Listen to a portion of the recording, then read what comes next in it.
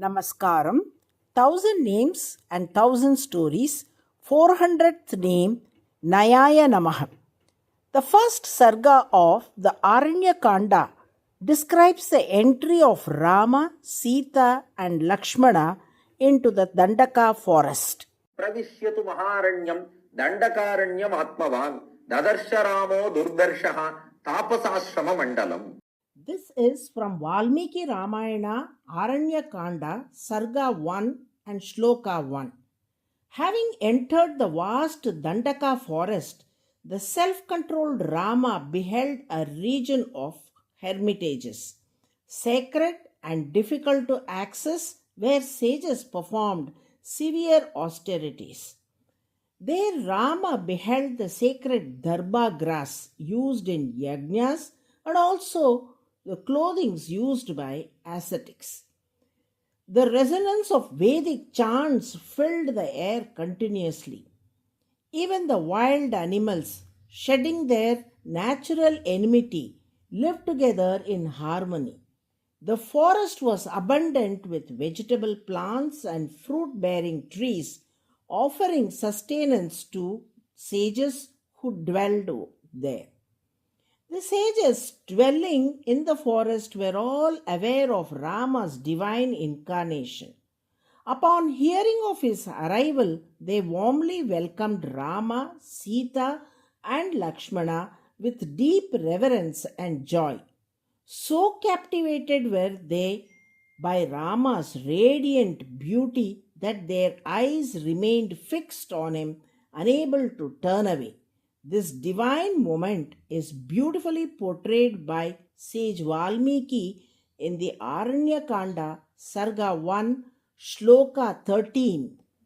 Upasangananam Lakshmi Saukumaryam Suveshatam Dadrishuhu Vismitakaraha Ramasya Vanavasinaha. The sages living in the forest were filled with awe when they saw Rama. His body was perfectly shaped and radiated grace, beauty, and gentleness. Despite living in exile, his noble and elegant appearance shone brightly, captivating everyone who beheld him.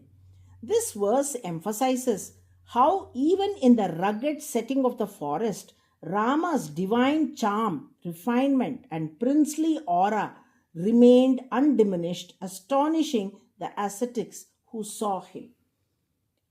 Rupa Samhananam.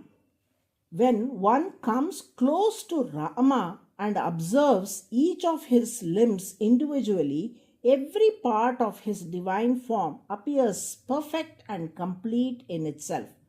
Lakshmi. When Rama is seen from a distance, his entire divine form radiates with beauty and splendor, appearing graceful and majestic as a whole. Saukumaryam, delicateness and tenderness. Suveshatam, when Rama was in Ayodhya, his divine form was adorned with many ornaments, and their shine somewhat concealed the natural beauty of his body. Now, having renounced those ornaments and wearing only simple bark garments in the forest, the true beauty of his sacred form is shining forth more clearly than ever before. Tatrushur Vismitakara Ramasya Vanavasinah, meaning the forest dwelling sages, having renounced worldly attachments, were overwhelmed by Rama's extraordinary beauty. Captivated by his divine form, they began to sing his praises, declaring that no evil eye should ever fall upon him, and showered him with eternal blessings. Later, the sages took Rama, Sita, and Lakshmana to their hermitage so they could rest. There, they humbly presented their request to Rama, saying, O Rama, you are the protector of righteousness, the sole refuge for sages tormented by evil. You are the one we worship. Only you can protect us and bless us with your grace by vanquishing the cruel demons who dwell in the Dandaka forest. It is important to note that the group of sages who surrendered at Rama's lotus feet upon his entry into Dandakaranya was different from the group that approached him after he departed from the hermitage of sage Sharabhanga.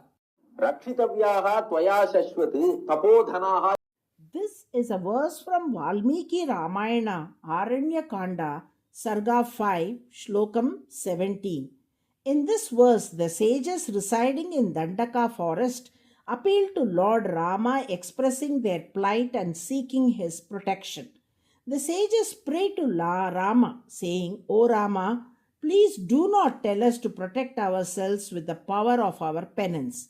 We restrain our senses in order to pursue deep meditation and austerity. We control our anger so that it does not disrupt our penance. That is why we do not curse the demons who trouble us. It is you alone who must protect us. Rama gave them his assurance, saying, Do not be afraid. I shall destroy the demons and protect you. He then asked gently, Is there anything else you wish to ask of me?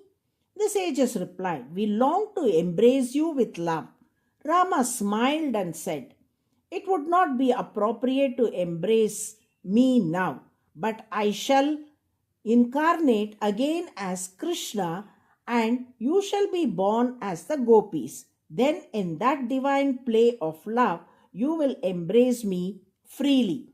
Even sages who have renounced all worldly attachments feel deep yearning for embracing Rama. Such is the power of his divine charm. The name NAYAAYA, the 400th name in the Vishnu Sahasranamam, means the one who attracts. By his beauty, compassion, and noble qualities, Rama draws all beings towards him. Those who chant NAYAAYA NAMAH daily are gently drawn into the grace and presence of the Lord, their hearts irresistibly attracted to him. Narayana, Narayana.